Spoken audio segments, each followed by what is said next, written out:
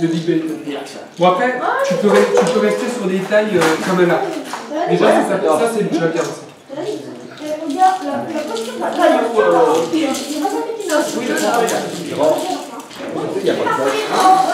Qu'est-ce qu'on n'a pas besoin? Mais les poteaux sont belles. Tu le dis tout seul. C'est la même son.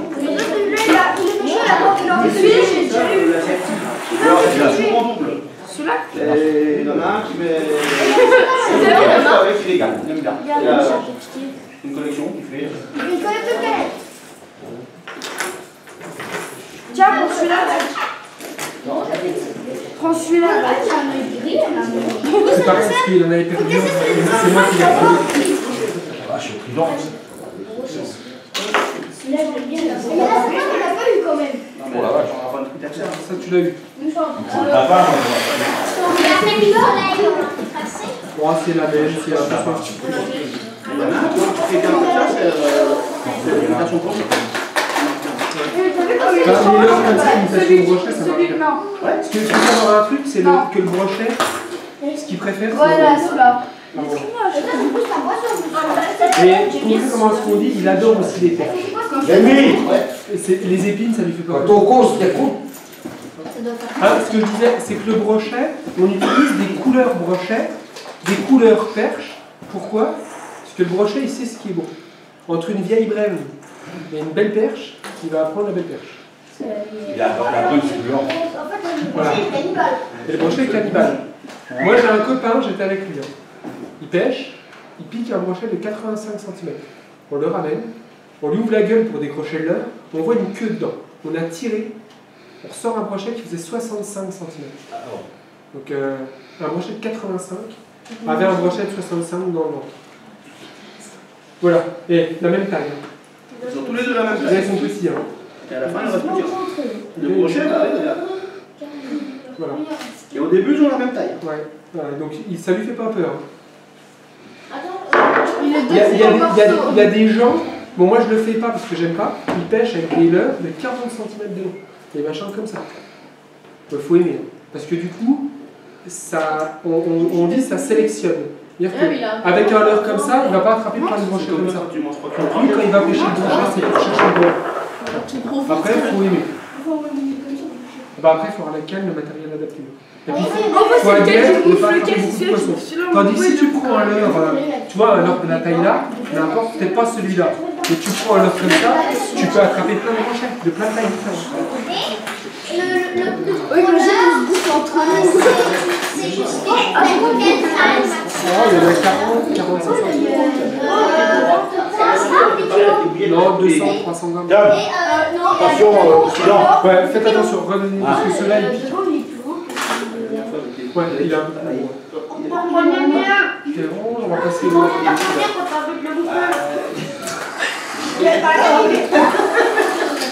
Alors, ça c'était les leurres dures. Alors, vous avez des questions sur les leurres dures? Donc là, vous avez bien compris que les leurres dures, quand vous l'achetez, c'est pour faire quelque chose.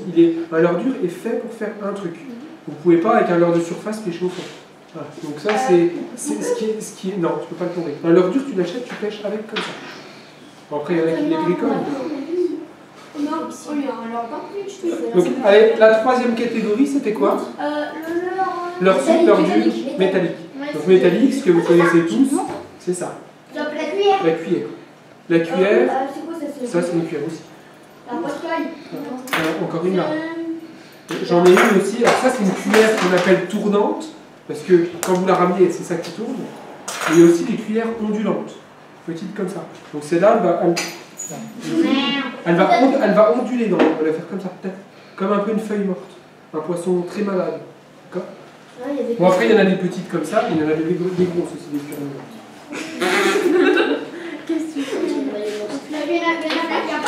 Voilà. Vous avez aussi des cuillères comme ça qu'on appelle les cuillères véronées. Parce qu'il y a une méthode espèce de véron, ça marche bien pour la truite. Mais toi, par la queue, parce que c'est moins dangereux. Quand même, ouais, d'accord. La cuillère là aussi. J'ai fait des grands ambassadeurs de la part qui. Cool, tu vas pas pour moi comme un élément.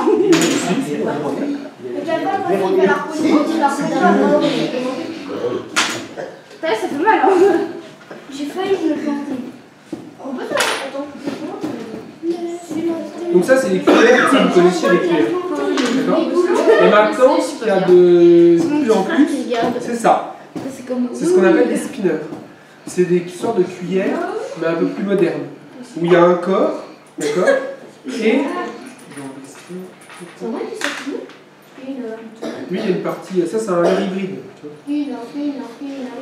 Et ça, c'est un spinner. Donc il y a une partie en plomb, une partie en silicone, des poils là, et des palettes au-dessus. Donc le leurre, dans l'eau, il va avancer comme ça. Et ça va tourner au-dessus. Et c'est quoi le principal avantage d'un spinner, à votre avis? La plume. Bah, c'est que ça fait un peu de volume. Ouais, ça fait du volume, ça c'est vrai. Mais à la base, il y a autre chose pour le spinner. Regardez l'alignement de l'hameçon. L'hameçon, par rapport à l'armature. Ça évite quoi? Ah, ça évite de s'accrocher. Voilà, ça évite de s'accrocher. On s'accroche quand même, ça arrive. Adrien, tu vois tous mes spins 5, c'est lui qui Ouais, s'est accroché. non, mais la différence, c'est qu'un micro-spinner, c'est qu'un truc. Là, il y a un hameçon simple derrière. Donc ça peut... Votre leurre, il va arriver sur un obstacle, il va taper comme ça, et ça va passer quand même. D'accord? Bon, des fois, ça pique quand même. Mais l'avantage d'un spinner, c'est ça. C'est que ça s'accroche beaucoup moins. Faut poser la question où on les trouve. Alors écoutez ce qu'ils vont vous répondre. Alors ça, vous les trouvez dans les magasins, mais c'est moi qui les fabrique. Voilà. Ça, c'est moi qui les fabrique. Oui, il y en a plein là. Tout Voilà. ça, c'est moi qui fabrique. Voilà. Tout ce qu'il y a les photos là-bas, ça vient de ça. Voilà. Il y a Spin 5, Spin Tech, Une 5, tout ça, voilà. Voilà. Donc ça, Posez des questions où on les Ça, c'est les trouve. Si demain tu réfléchis avec. Ça m'étonnerait. Je sais même pas comment Où on les trouve. Combien ça coûte. Voilà.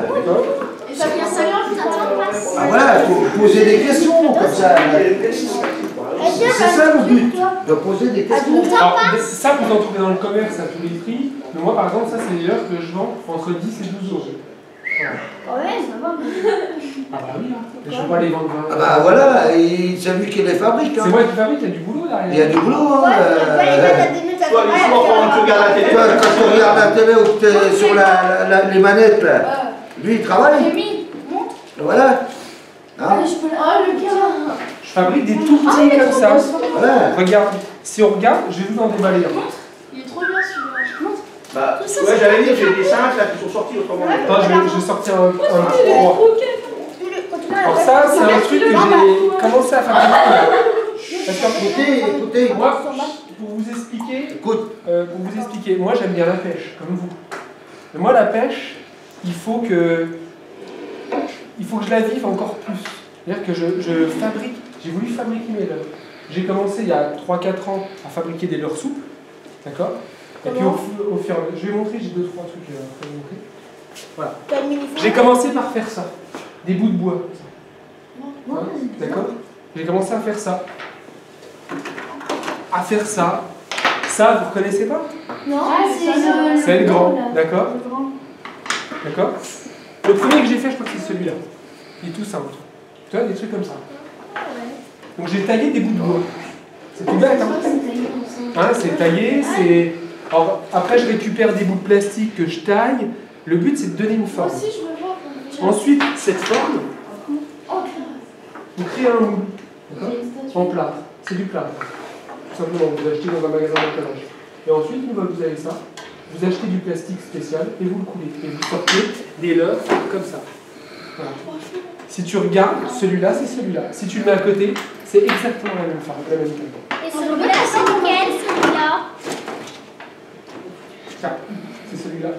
Ah ouais.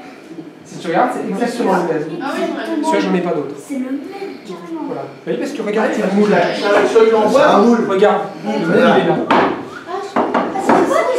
Ouais. Et après, Si tu le mets dedans, il se met pile poil dedans. comment tu fais pour les mettre? Bah après, c'est du plastique que tu achètes, tu lui mets du colorant, tout simplement. Comment ça fait que c'est Il y a l'écrit pour dire, tu pourras pas faire mieux. l'autre va tout casser. L'autre, je peux l'avoir? C'est vrai qu'elle pose en fait la classe. Ah, c'est vrai, c'est le alors j'en ai pas pris là parce que j'en ai plus, mais j'ai aussi fabriqué des leurres dans ce style-là. Des leurres dures en bois. Je pêche avec. Des leurres dures. Après, il faut les peindre. Non, non, pas parce qu'il y a peut-être pas les. En fait, si on s'entaille comme ça, et que ça jette du pain, ça sèche et tout le liquide pour faire. Alors ça, le liquide, c'est quand même dangereux. On peut pas mettre ça dans les mains des enfants. De quoi? Le plastique pour couler les leurres. C'est quand même assez dangereux à utiliser. On peut pas quand même faire des mouches, tout ça, oui. Ouais. Mais couler du plastique liquide, faire ça dans un local aéré, je me protège, je mets un masque. C'est... Ah oui, c'est... Non.